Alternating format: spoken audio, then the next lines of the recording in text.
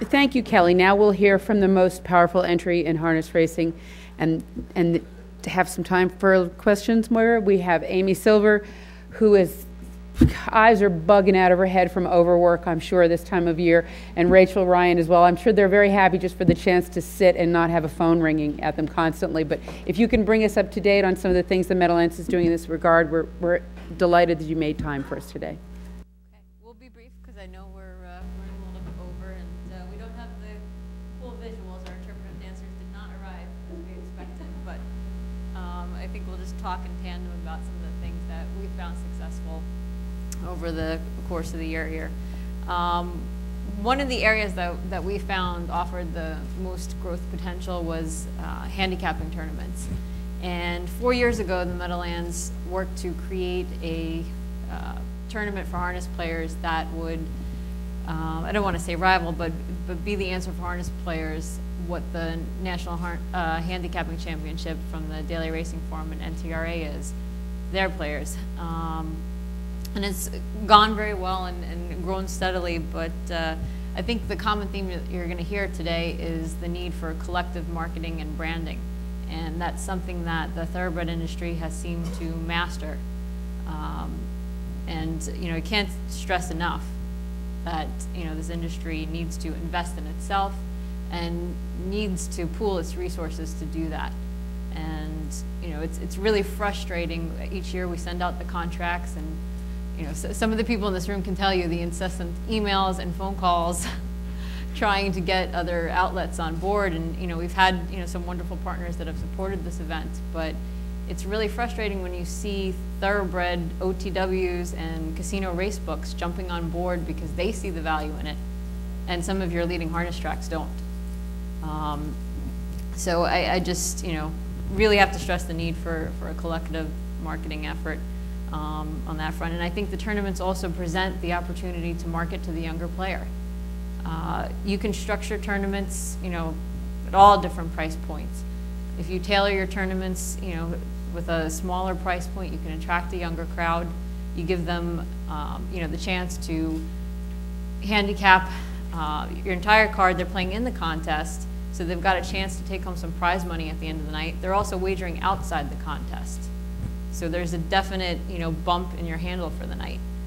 And you provide them with, in our case, we put them up in the teletheater for the night. It's their room all night long. They've got great accommodations. We provide them with, a nice buffet dinner, door prizes, iPod drawings, you name it, and just try to give them the best experience possible.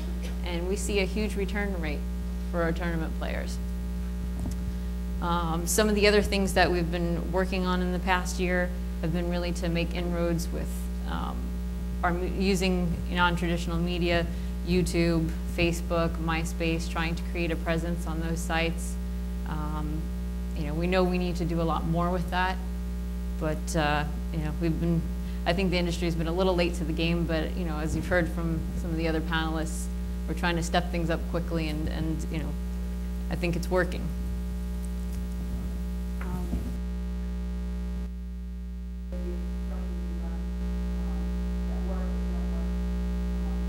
Best things that works for us is Mystery Mutual vouchers. We do direct mail pieces to upwards of sometimes 15,000 people. We do about 4 or 5 a year. A couple this year will include a Mystery Mutual voucher. We did one last week for the Hambletonian eliminations. Most times we get between an 18 and 30% redemption rate. So I'm saying to people, not only on a database we have that includes Big M player, Big M Club players, or the casual fan, but we also buy lists. We bought lists that featured people that love to go to casinos, that are occasional horse fans that watch the Kentucky Derby on TV. So we buy a list of, say, 15,000 names, and throughout the year we send certain direct mail pieces to those individuals and encourage them to come. This last direct mail piece sent to 10,000 people, and the top prize, if you brought in your voucher, was $10,000. We've partnered with the NTRA when they do their direct mail pieces, where you can win upwards of $1 million. So I think that's one thing missing definitely in the harness world. With the NTRA, there's the cohesive marketing. They have a TV commercial that all partner tracks can use, and you just fill in your 10-second donut spot at the end. Here, each individual track, if they can afford it, is doing a commercial on their local TV station. Or with the NTRA, they also have e-blasts. We have, an email list of, 10,000 people, but the NTRA has a huge database of, upwards of 100,000 emails. And occasionally they'll send out email blasts to their whole entire list and will feature individual events at a track. It would be great if there was one mass, email blast that would reach all harness fans that'll tell you, this is what's going on at Tioga, this is what's going up at Woodbine, the Meadowlands Racetrack has Meadowlands Pace in 2 weeks. There's only so much individual tracks can do. We're in the most expensive media market, and with our advertising budget, you'd be surprised it doesn't go far. Between running ads on, we partner with major New Jersey radio stations, but those advertising dollars don't go far. I mean, they supply us with the concert series, the 4-week concert series, and we get bonus spots, and we partner with the Yes Network and Sportsnet New York to air our commercials and our recap show. The advertising dollar doesn't go far. So though you're trying to get the word out there, it's still not enough to beat it into people's heads. People are going to come out if they see the image over and over again. And so trying to use the internet more with YouTube and Facebook and e-blast and getting downloads on or text messages on your cell phones, it's all possible, but there needs to be funding towards it. And you also have to have a gimmick, which I think we're lacking, and I think Amy would agree. We had Meadowlands Pace interviews that we had our nighttime assistant go out and put out on YouTube.